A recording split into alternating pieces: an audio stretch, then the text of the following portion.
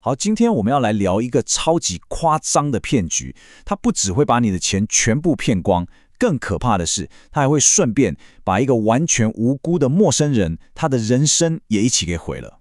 好，我们先从一个听起来很扯，但却是真实状况的前提开始讲。你可能也收过邀请加入那种老师带单的投资群组，对吧？你以为哇，里面有100个人，大家一起赚大钱，感觉超棒的，但你错了，那其实是一个精心设计好的舞台，而你是那唯一的观众。OK， 这种表演形化就叫做杀猪盘。一场成功的杀猪盘它就像拍电影一样，需要一个分工非常清楚的剧组，里面每一个角色都有他自己的剧本，有他自己的台词。那最终目标是什么？当然就是把你这只他们眼中的猪养得肥肥的，然后一刀宰下去。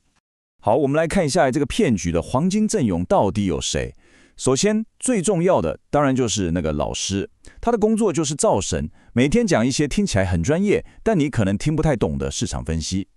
再来，会有一个助理，这个角色很关键哦，专门跟你私聊博感情，让你放下戒心。最后，也是人数最多的，就是一大堆的暗装，他们就是气氛组，每天的工作就是在群组里面贴假的赚钱截图，然后疯狂的刷谢谢老师。你想想看哦，当你每天打开 LINE， 看到群里除了你以外，好像每一个人都在赚钱，那个感觉是什么？压力山大啊！这时候你就会产生一种很强烈的焦虑感，我们叫做 FOMO， 也就是错失恐惧。你会觉得天哪，这班财富自由的列车是不是要开走了？我是不是唯一没上车的人？就是这个念头让你上钩了。你不要以为这些演员是在即兴发挥哦，才不是，他们每一步都照着一个 SOP 在走，一个完美的3部曲剧本，而这个剧本的唯一目的就是要对你的钱包造成毁灭性的打击。这个 SOP 就是我们常听到的养套杀。第一步，养，花好几个礼拜跟你培养感情，建立信任。第二步，套，让你用小钱赚到一点甜头，让你相信这一切都是真的。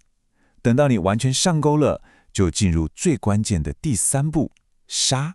他们会用各种话术鼓励你把所有身家都投进去。好，但问题来了，你钱投进去了，然后呢？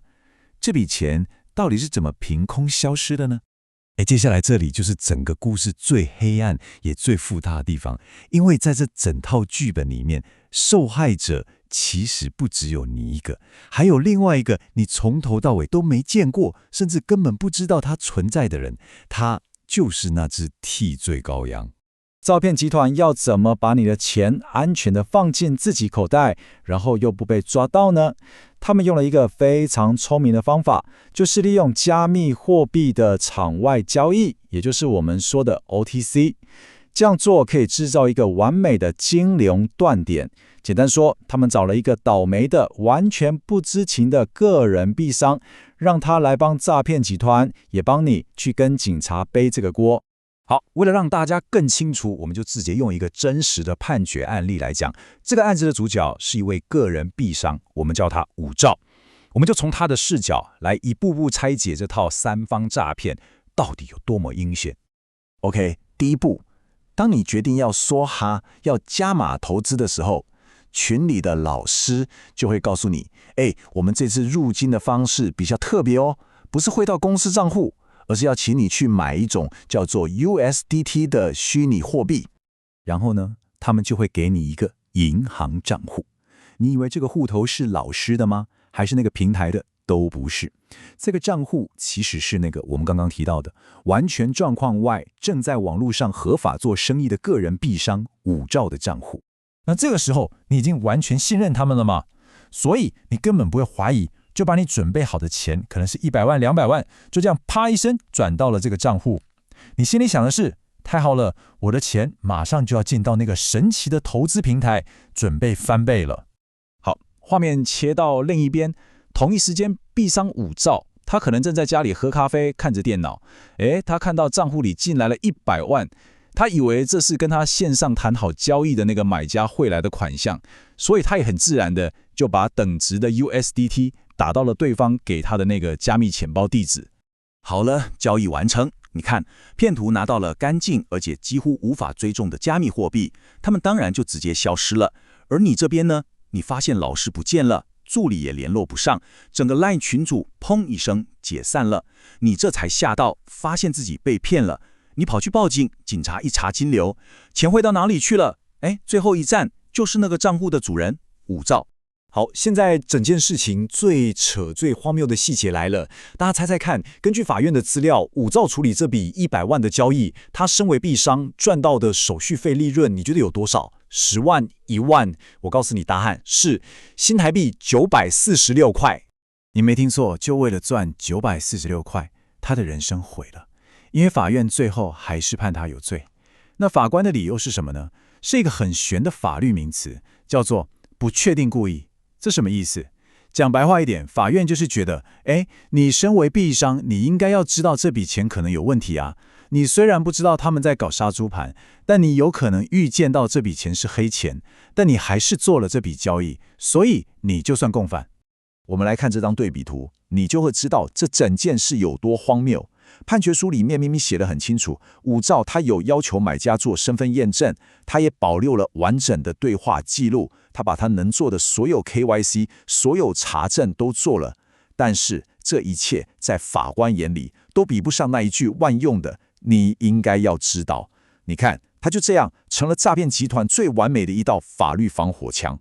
好，讲了这么多，我们理解了这个可怕的犯罪产业链是怎么运作的。那现在最重要的来了，不管你是一般的投资人，还是像武兆这样子的 OTC 币商，到底该怎么保护自己？你的防御装甲是什么？首先，如果你是一般投资人，请你把这几个绝对红旗刻在脑子里。跟你说保证获利的，骗人的；要你点奇怪连结去下载不是从 App Store 或 Google Play 下载的 App 的，绝对是诈骗；叫你把钱汇到某个个人账户而不是公司户的，100%有问题。只要看到其中任何一个，拜托什么都不要想，直接退群、封锁、删除。再来，如果你是 OTC 币商，那接下来这几点，它不是建议，它是命令，是能救你一命的天条。第一，务必跟对方做视讯 KYC， 确认是他本人。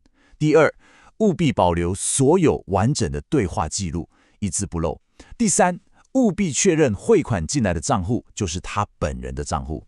我跟你说哦，这些东西就是万一你真的被告了，你在法庭上唯一的能救你的护身符。好，说到这里，从这整个由被害人、诈骗集团还有无辜的替罪羊共同演出来的悲剧里面，我们到底应该学到什么？我想最重要的 takeaway 就是在 Web3 这个世界里，真的没有白吃的午餐，只有精心设计好的剧本。所以不要成为那个群组里唯一状况外的观众，更不要让自己变成法庭上那个百口莫辩的替罪羊。保护自己永远是我们自己的责任。最后，我们也想问问大家，你曾经被加进过这种老师带单的群组吗？你在里面听过最扯、最让你翻白眼的话是什么？欢迎在下面留言分享，因为你的一个分享很可能就是点醒下一个人的关键。好，今天就到这边，感谢大家收看，记得保持警惕，保持安全。在下一集我们会玩更大，我们会实际去下载一个假的交易所 App， 带大家来一场卧底实测，让你亲眼看看这些诈骗 App 里面到底藏了多少猫腻。我们下次见。